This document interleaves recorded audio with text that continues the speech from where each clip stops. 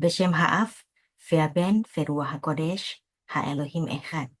Di dalam nama Bapa dan Putra dan Roh Kudus, Allah yang Esa. Amin. Shalom, selamat pagi. Kali ini saya akan membahas kata yang hanya satu kali disebut dalam Alkitab di Yesaya 34 ayat 14, yaitu lilit. Karena disebut hanya sekali, maka kata ini disebut sebagai hapax legomenon.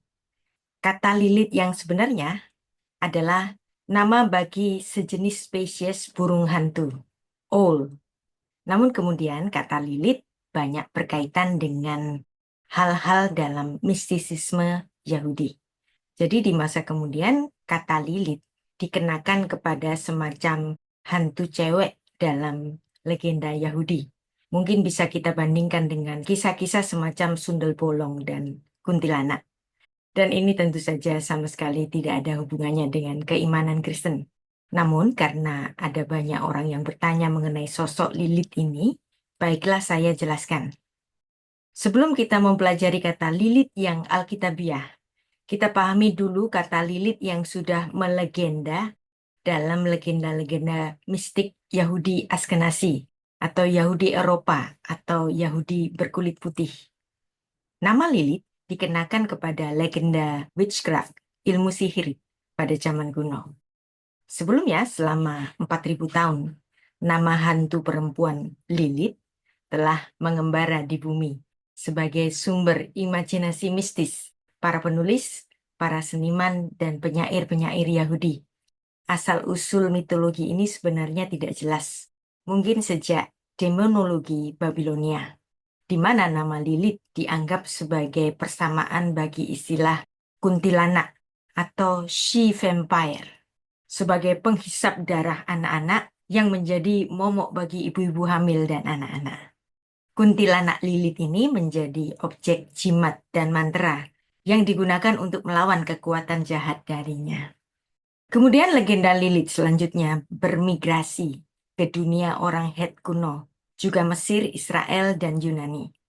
Nama Lilith hanya tampil satu kali dalam Alkitab sebagai nama burung hantu atau black owl, dan ini digunakan sebagai alegori dari iblis hutan belantara yang dijauhi oleh Nabi Yesaya.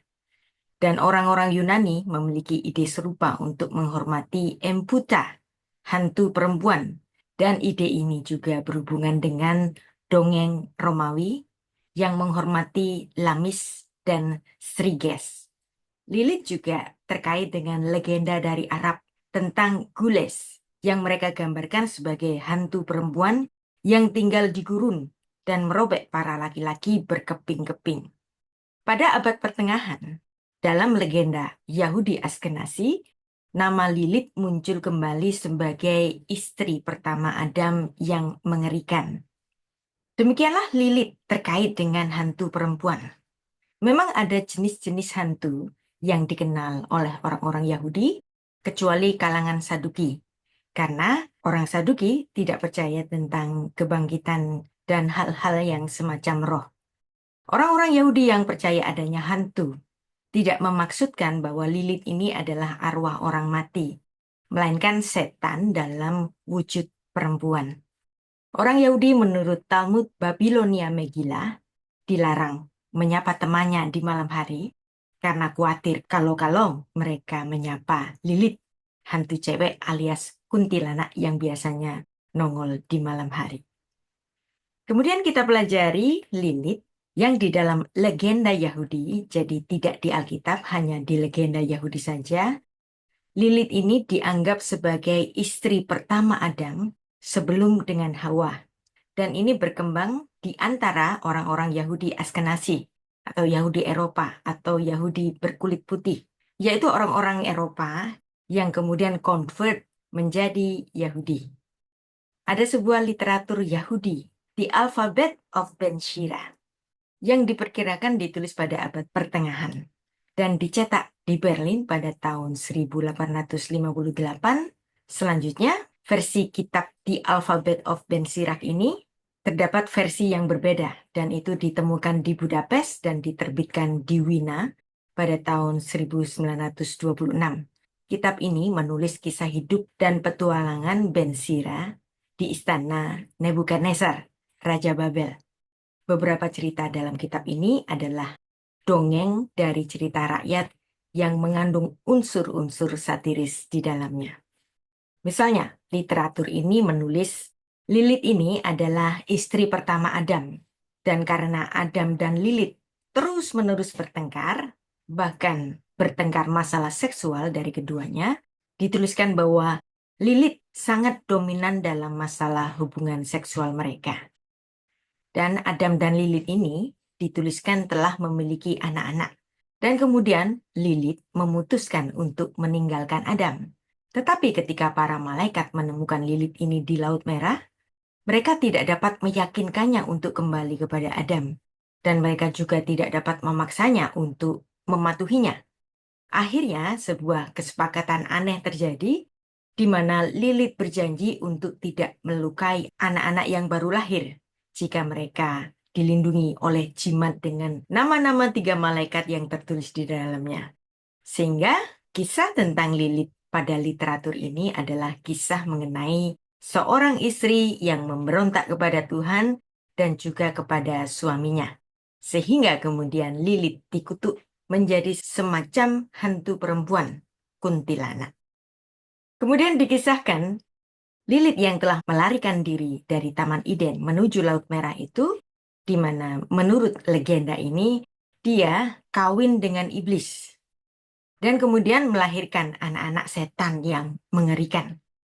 Tuhan mengirimkan 3 malaikat untuk membawanya kembali, dan dia menolak mereka.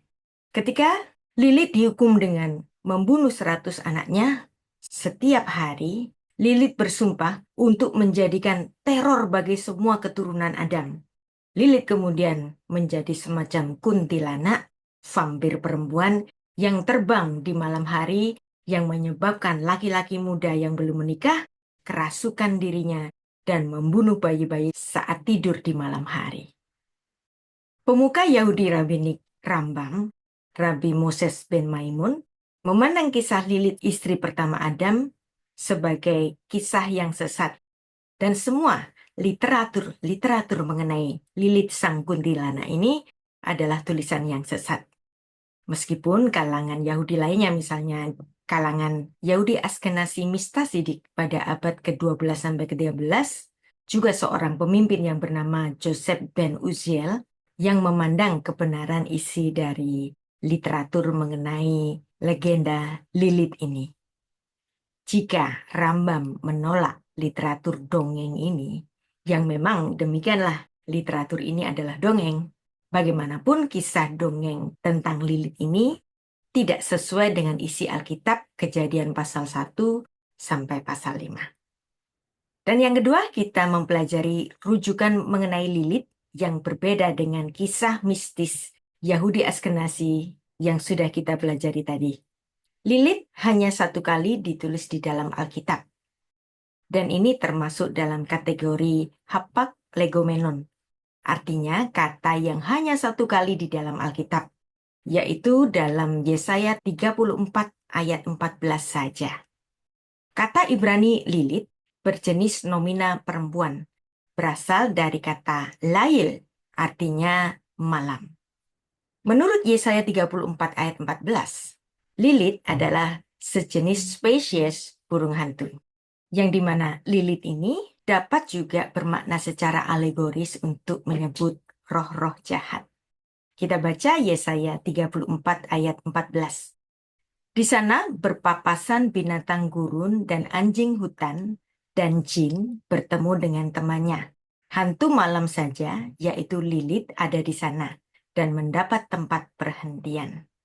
King James menerjemahkan Lilith dengan the Screech Owl, sejenis burung hantu. Kita baca bahasa aslinya. Ufageshu siyim et iyim vesyair al re'ehu yikra ahsyam hirgia Lilith umat salah manoah. Beberapa peneliti Alkitab berpendapat bahwa Lilith yang digunakan dalam Yesaya 34 ayat 14 ini sebagai salah satu makhluk yang berkeliaran di reruntuhan Edom. Dan ini memaksudkan sejenis burung hantu yang nama ilmiahnya adalah Megascope asio. Nama Megascope asio ini kemudian digunakan untuk strix, burung-burung hantu coklat. Jadi, kita dapat melihat maksud Lilith dalam Yesaya 34 ayat 14 bisa dimaknakan secara harfiah bahwa itu merujuk kepada sejenis spesies burung hantu, bisa juga dimaknakan secara alegoris terhadap roh-roh jahat. Mungkin dari pengertian inilah berkembang legenda-legenda mengenai hantu cewek kuntilanak atau sejenis sundel bolong dalam legenda mistisisme Yahudi. Apa yang dituliskan dalam Yesaya 34 ayat 14 ini banyak menginspirasi seniman-seniman dunia yang juga terpengaruh pada legenda Lilith ini. Misalnya pada diri Michelangelo. Tampaknya seniman pada zaman Renaissance ini, yaitu Michelangelo, terpengaruh dengan legenda Lilith sebagai hantu perempuan. Seniman ini menggambarkan Lilith sebagai setengah wanita, setengah ular, yang melingkar di sekitar pohon pengetahuan baik dan jahat. Michelangelo menggambarkan Lilith sebagai ular yang digambarkannya pada langit-langit Kapel Sistina atau Sacellum Sixtinum. Bahwa Lilith kembali ke Taman Eden untuk merayu Adam dan Hawa untuk berbuat dosa. Kemudian makan buah pengetahuan baik dan jahat. Dan di sini Michelangelo menggambarkan ular sebagai perempuan pelacur yang menghasut dan menggoda Hawa. Legenda Lilith ini di kemudian hari juga dipakai oleh seorang penyair Inggris, Dante Gabriel Rossetti, yang menggambarkannya sebagai perempuan yang cantik, rambutnya yang mempesona, yang berwarna emas. Pada sekitar abad ke-20, Lilith kemudian digunakan sebagai lambang gerakan feminisme yang mendobrak dominasi Adam. Dan ini ada terdapat pada tulisan dari novelis Irlandia James Joyce yang mengubah image sosok kuntilanak Lilith yang mengerikan di masa lalu dan menganggapnya sebagai perlindungan aborsi. Dari pemikiran Joyce ini, pada tahun 1970-an, kelompok feminis Yahudi mulai menggaungkan kembali kisah Lilith sebagai alegori untuk kisah perempuan Yahudi yang terlepas dari dominasi kaum Adam, kaum laki-laki. Dan Lilith digambarkan oleh kelompok feminis ini sebagai sosok yang berani lepas dan menceraikan dirinya dari Adam. Kelompok feminis Yahudi ini kemudian mencoba merombak bangunan tradisi abad pertengahan tentang Lilith yang lebih mengarah ke kuntilanak atau hantu perempuan, dan kemudian sosok ini diperluas dalam wawasan modern sebagai sosok yang mampu menang atas dominasi laki-laki. Pada tahun 1976, Lilith muncul sebagai judul majalah perempuan Yahudi dan program literasi nasional, dan majalahnya secara online dapat dibaca dalam www.lilith.org. Golongan feminis modern lainnya merayakan perjuangan sosok Lilith yang berani untuk memerdekakan diri dari Adam yang digaungkan oleh kaum feminis Yahudi itu dalam sebuah festival musik tahunan, dan kemudian mendonasikan keuntungan konser musik ini ke tempat-tempat penampungan perempuan yang teraniaya dan lembaga penelitian breast cancer yang disebut dengan Lilith Fair.